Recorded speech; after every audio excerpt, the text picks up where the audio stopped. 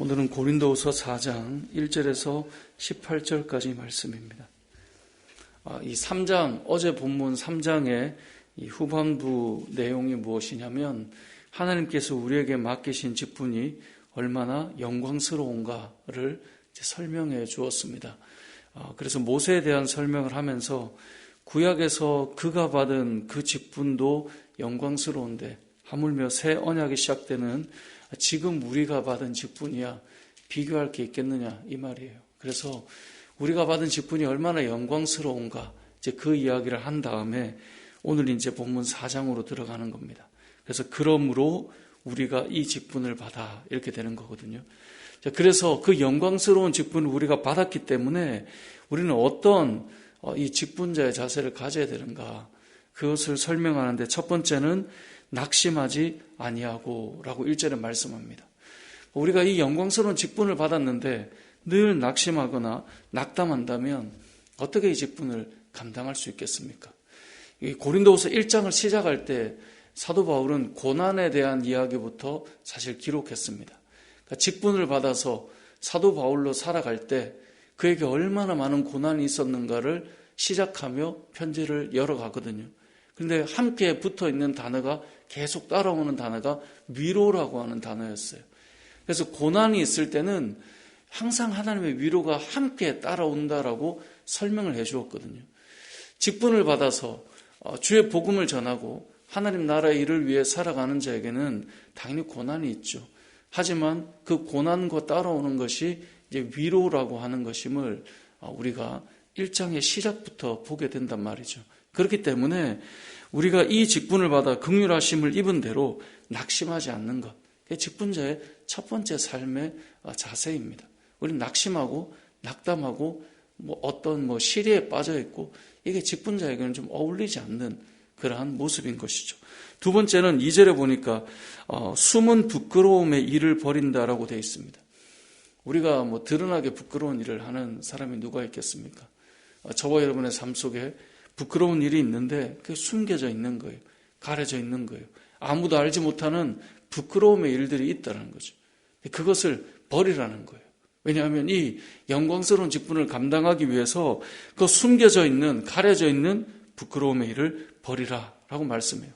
세 번째는 뭐냐? 그 다음에 속임으로 행하지 않는다라고 되어 있습니다. 이러한 그 영광스러운 직분을 가진 자가 속이고 살아간다.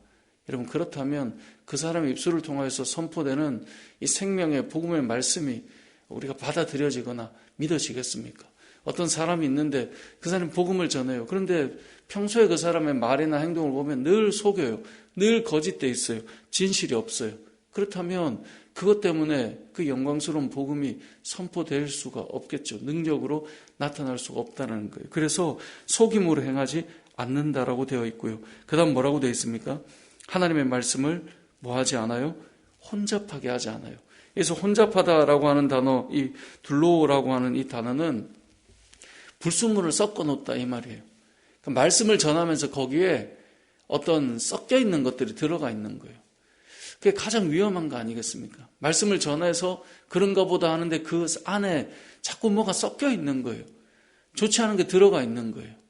그러니까 이 직분을 받은 자들이 하나님의 그 영광스러운 사역을 감당하며 복음을 전하는 자들이 그 말씀 안에 나의 뭔가를 자꾸 섞어 놓는 것, 그것은 바람직하지 않다는 거죠. 그래서 말씀을 혼잡하게 하지 않는다라고 말씀해요. 또한 진리를 나타내므로 하나님 앞에서 각 사람의 양심에 대하여 스스로 추천한다라고 말씀해요. 스스로 추천한다는 것은 자기 스스로가 이런 사람이다라고 당당하게 말할 수 있는 모습이 되도록 살아야 한다라는 것을 말씀합니다. 고린도서를 보면 사도 바울이 자신이 사도됨을 얼마나 당당하게 계속해서 말씀하고 있습니까? 결국 오늘 이제 본문의 이 내용의 첫 번째 기억할 것은 이 영광스러운 직분을 받은 우리들이 어떤 삶을 살아야 하는가를 이제 보여주는 겁니다. 이건 교회에 어떤 직분을 받았다 이 개념이기보다 하나님의 영광스러운 복음을 전하는 그 직분을 받은 자들이라면 낙심하지 않아야 되고 숨겨진 부끄러운 일들을 버리고 속이지 않고 말씀을 혼잡하게 만들지 않고 진리를 나타내고 스스로를 추천할 수 있는 그런 삶이 되도록 살아가야 한다라고 하는 것을 말씀하고 있는 것이죠. 이렇게 말하다 보면 이건 어떤 이 사람이 대단하다 뭐 이렇게 느껴질 수 있지만 5절에 가보면 하지만 우리를 전파하는 것은 아니다 라고 말씀합니다.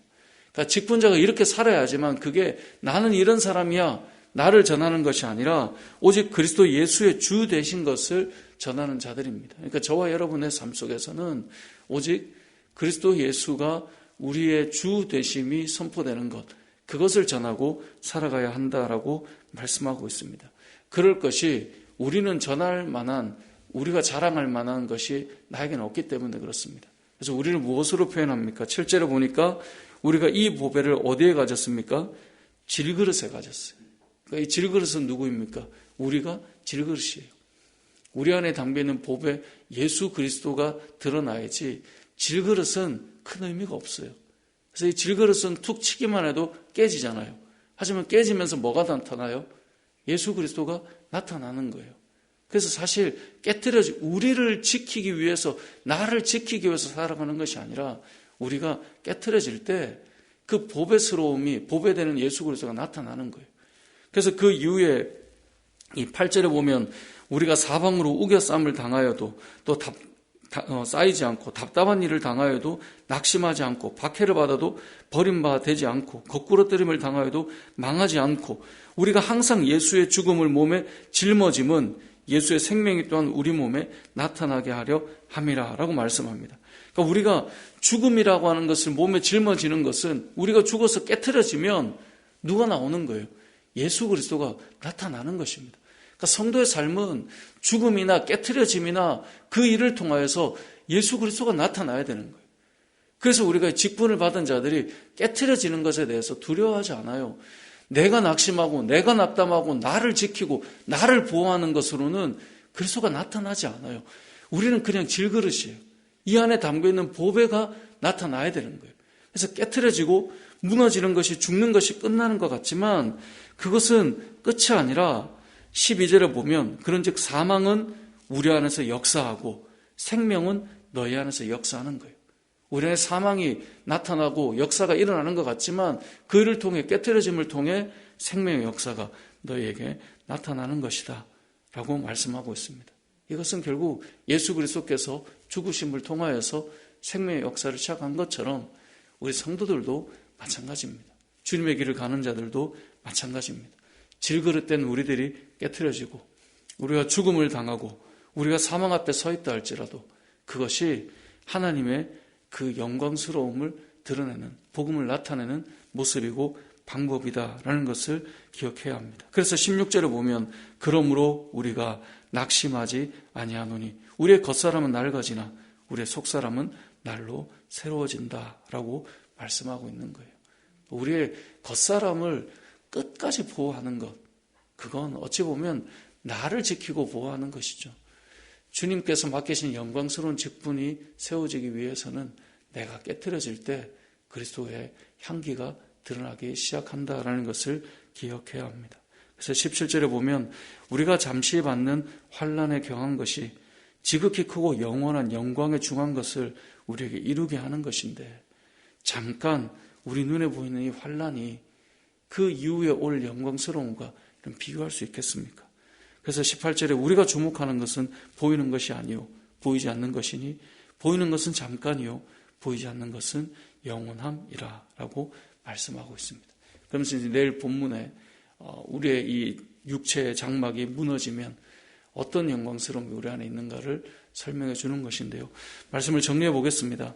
이 4장 1절에 시작하는 그러므로 우리가 이 직분을 받아 우리가 어떠해야 하는가를 우리가 기억했으면 좋겠습니다. 그래서 우리는 질그릇입니다. 우리가 엄청난 금그릇이고 아름다운 그릇이 아닙니다. 우리 안에 있는 보배가 우리에게 나타나야 된다는 사실을 기억하시고 저와 여러분이 때로는 우겨싸임과 둘러싸임과 힘겨움이 찾아올 그 시간에 깨트려지는 저와 여러분 속에 있는 예수 그리스도가 드러날 수 있는 믿음의 삶이 되시길 주님의 이름으로 축복합니다. 아멘.